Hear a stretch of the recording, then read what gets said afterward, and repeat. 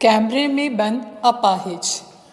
पिछले video lesson में हमने रघुवीर सहाय जी का, जो कि इस कविता के कवि हैं, उनका परिचय पढ़ा था। आज की इस कविता में हम पढ़ेंगे कि उन्होंने कैमरे में बंद अपाहिज के माध्यम से अपने पाठकों को क्या बताना चाहा है या क्या समझाने का प्रयास किया है। कैमरे में बंद अपाहिज। हम दूरदर्शन पर बोलेंगे, हम समर्थ शक्तिवान, हम एक दुर्बल को लाएंगे एक बंद कमरे में।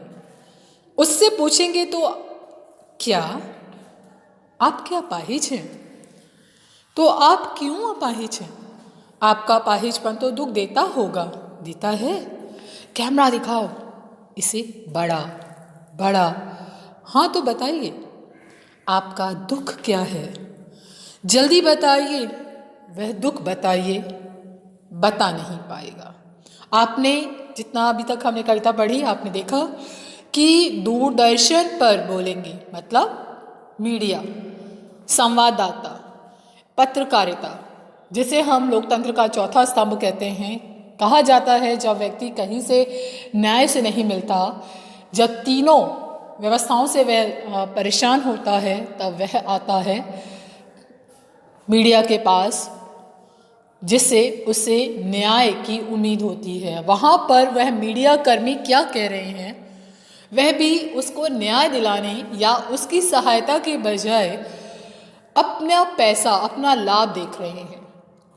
क्या कहते हैं? हम दूरदर्शन पर बोलेंगे। दूरदर्शन मतलब हम टेलीविज़न पर बोलेंगे। हम क्या हैं? हम समर्थ हैं, हम कुछ भी कर सकते हैं, हम शक्तिवान हैं, हम ताकतवर हैं। हम एक दुर्बल को लाएंगे, एक बहुत कमज़ोर हताश व्यक्ति को, जो परेशान है अपने हालातों से, उसको लेकर आएंगे। उसे क्या पूछेंगे? उससे पूछेंगे, अच्छा तो क्या आप अपाहिज हैं? देखिए ये सवाल, तो आप क्यों अपाहिज हैं? आपका अपाहिजपन तो दुख देता होगा। ये सवाल जो हैं किसी भी व्यक्ति को भीतर तक तोड़ सकते हैं। जो व्यक्ति स्वयं अपनी अक्षमताओं को झेल रहा है, शारीरिक रूप से अक्षम है, परेशान है, जो उसके जीवन के एक यथार्थ है, उससे वह निकलना चाहता है, उस पर विजय प्राप्त करने के लिए उसे सहारा चाहिए। वहाँ उसकी उन्हीं कमियों को कुरेदा जा रहा है, उन्हीं कमियों पर बार बार कटाक्ष किया जा रहा है, और जिसके कारण वह झुंझला उठे, परेशान हो उठे। उसे ऐसे सवाल पूछे जा रहे हैं जो उसकी संवेदनाओं को पर प्रहार करते हैं, जो उसके मर्म को भेदते हैं।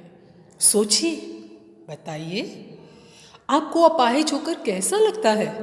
कैसा यानी कैसा लगता है? हम खुद इशारों से बताएंगे कि क्या ऐसा? सोचिए, बताइए, थोड़ी कोशिश करिए, यह अवसर खो देंगे।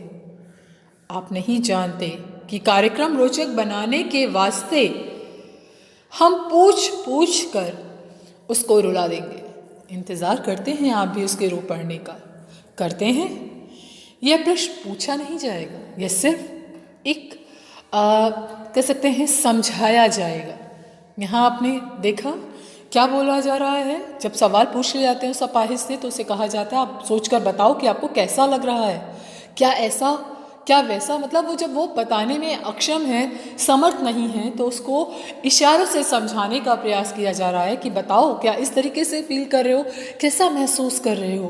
क्योंकि अगर आप बताओगे नहीं तो घर बैठा दर्शक तक हम आपकी बातें कैसे समझा पाएंगे? क्योंकि दर्शक को भी तो रुलाना है, दर्शक की संवेदनाओं को भी तो जगाना है।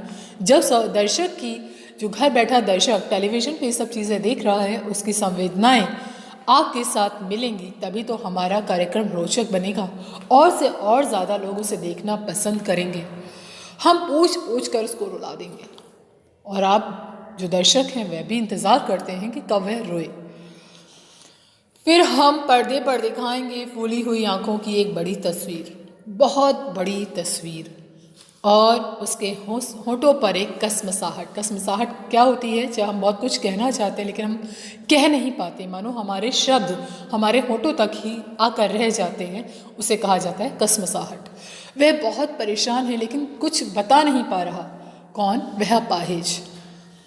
और फिर क्या कहा जाता? आशा है कि आप उसे उसकी अपंगता की पीड़ा समानेंगे। जबकि उसकी जो कसमसाहट है उस अपाहिज की, नाराज़गी है उस मीडिया से, उन पत्रकारों से, लेकिन वो कह नहीं पा रहा। लेकिन उसे किस तरह से मैनिपुलेट किया जा रहा है, किस तरह से उसे भ्रमित किया जा रहा है।